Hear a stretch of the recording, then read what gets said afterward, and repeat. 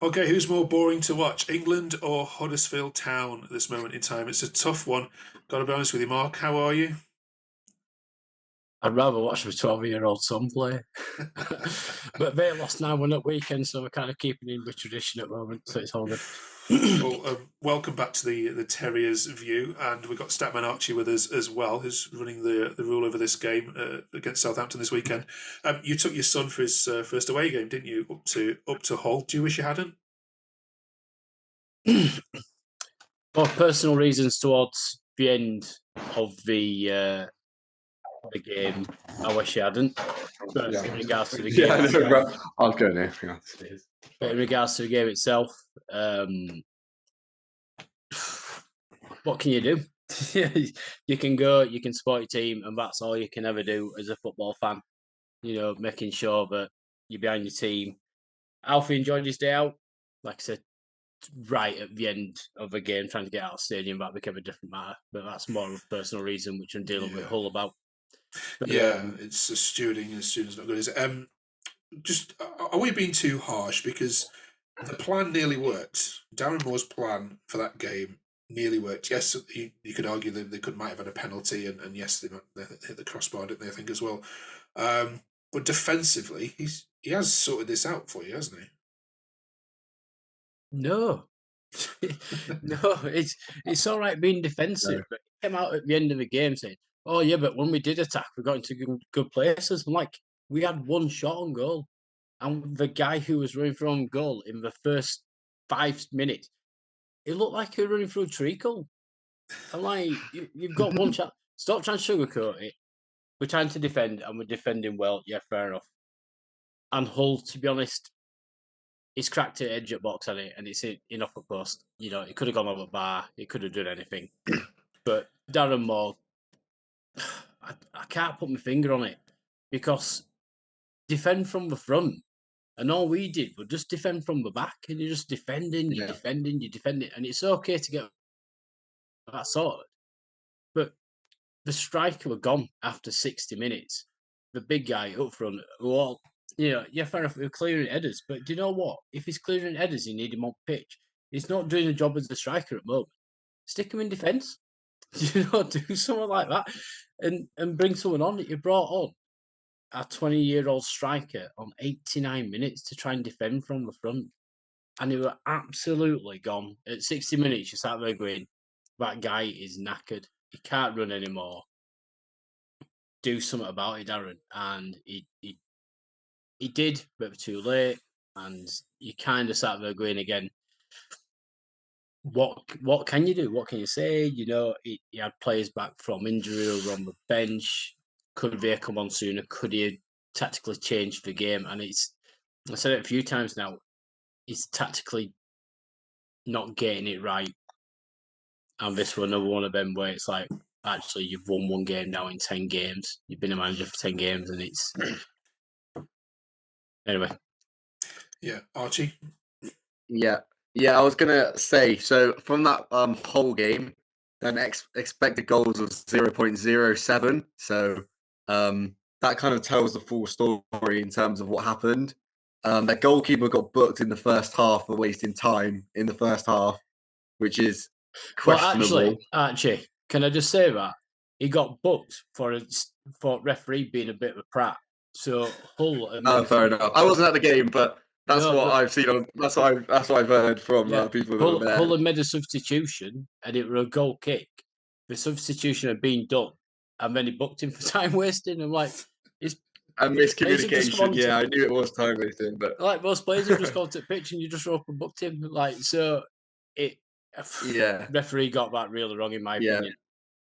Oh, fair enough. Well, that's standard. That's standard EFL refereeing. But no, I had a look, and 3 goals in 5 games is obviously not ideal, but not great watching in terms of obviously the results as well as the goal scoring. Obviously, if you want to stay up this year, you definitely need to get some more goals. In terms of players, Jack Rodoni seems to be kind of a consistent performer this year, kind of like playing in midfield. Obviously 21st in the table at the moment, need a big result really to kind of get some momentum.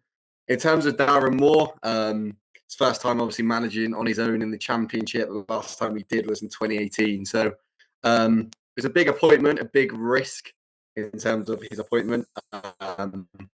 Yeah. I think he could be all right again. You'll get goals from somewhere. So that's the big thing at the moment. Yeah, the problem is with Jack Rudoni, who you just mentioned, who's kind of been our star player in quite a few games. He's now he's injured like indefinitely for a while. It's probably going to be after New Year when he's back. Luckily, we have got our main striker. Lots of 7s and 8s.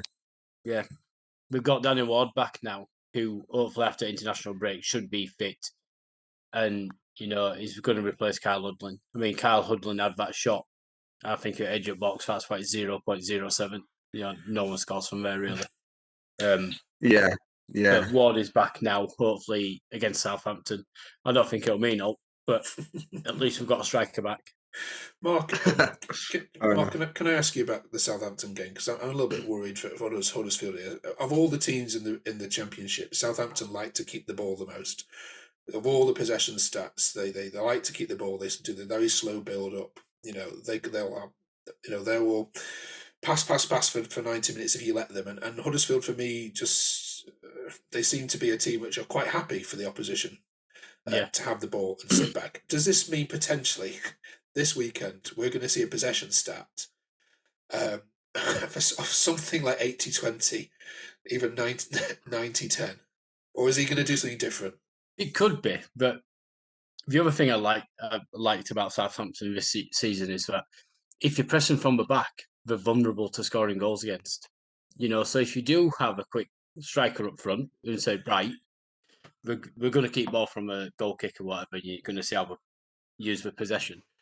They have been vulnerable a few times against Leeds, against like other teams like that, and they have conceded silly goals. And you start there going, bloody hell. I think we're on a better run than that now, but they have conceded those goals. So if you anticipate that enough, you could do something. But I think we're missing key midfield players and a key striker, and we have been for a while. And I think the update is now 6 first-team players are injured. So it could be a ridiculous stat. I don't think it will be, because I think actually one thing what might work in our favour is Southampton have got a long way to come. I don't think there'll be many fans, I hope. And, and it's kind of like if you can get John Smith on the side of the players, because we've not turned on them yet. We haven't gone, this is terrible at the moment. I think maybe we could do something, but I still think Southampton will win. I think they'll win possession game. They'll score a goal, because we seem to be conceding really stupid goals this season. No one scored a screen. If someone was scoring 45-yard volleys and stuff like that, or overhead volleys, or scissor kicks, or bloody Matthew Letizia scoring one of those fancy free kicks he did in 90s, then fair enough. But we're conceding really sloppy goals, really, really bad. I don't know. I don't even know how to put it anymore. Instead of it's just terrible. We'll get the Southampton view on it. Stay there 1 second, Mark. Okay, Joe. Mark is hoping that no Southampton fans will be travelling all this distance. How many are you taking this weekend? Unfortunately, it's a sellout, and I'll be one of the many joining this weekend. Yeah, Southampton have they've been really strong on their travels this season, haven't they? They've been well backed as well. So sorry, Mark, it's going to be a noisy one in that away end. What's your best hopes then, Mark, for this game? Let's go to score predictions. I think if we put out the same team what came out against Hull, I don't think we'd have a chance. The stats just don't add up in our favour at all. If we do come out and we say we've got Danny Ward back and we've got his normal midfielders back and David Kasumu's back in there with Jonathan Ogg to like break it up a bit to give those small bones issues and stuff. And the way Southampton defend, we could get a goal. I still think we're going to lose. There's nothing enough to say that it's going to change to make it a win. And ultimately, I want to sit there saying, yeah, I think we'll go out and smash Southampton. But if their stats are like, yeah, I think we've drawn 2 games in 7 or something like that, 1 out rest. I think Town might score, but I think Southampton will win. So, okay. Any score you want to? You want it to be 0-5 or 0-6? Or...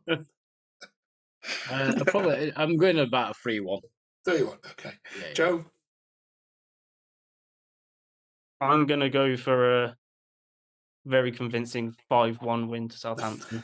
I'm really, I'm sorry, Mark. I'm sorry. Steady on. I was joking, but you're not. Right, okay. If that comes in at 5-1, I'll buy you a match ticket. To be fair, I have been down to Southampton, and it's a nice ground down there, but it is a long day out. It's that, it's. I know we're on about playing with Sunderland earlier, but Southampton probably one of the longest away days I've been on. So you just kind of hope that Town get an early goal and it kind of puts them to sleep. But where Southampton going, I can't see it. I can see them scoring enough goals to win game, to be honest. Well, listen, both enjoy your day out. We'll be watching on. It can only get better, Mark. It can't get worse. Right. Do you know what? I've been there when we did. In fact, I think it's 20 years ago this week. We played our last game against Oxford United before nearly going into administration. So 20 years ago, we didn't even nearly exist. And I think about 700 fans went round with bucket and put donations in, to keep the tap. So yeah, fair enough. Football's crap at the moment, but it's a hell of a lot better than it was 20 years ago when we nearly didn't have a team. So well said. Well said. Enjoy, folks. We'll catch up with you next week. Cheers. Thank you.